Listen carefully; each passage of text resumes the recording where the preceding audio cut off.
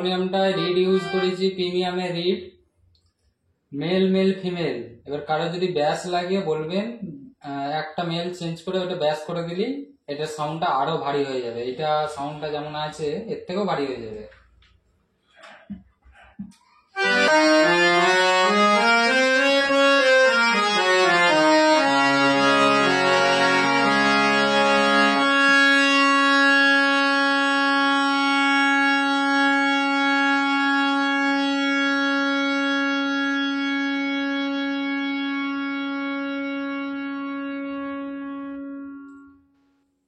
এখানে দেখুন জি জি সাপ, এটা যদি 9 ঘাট হতো তাহলে এটা জি সাপ থেকে শুরু হতো, আর এটা 11 ঘাট জি থেকে শুরু হচ্ছে।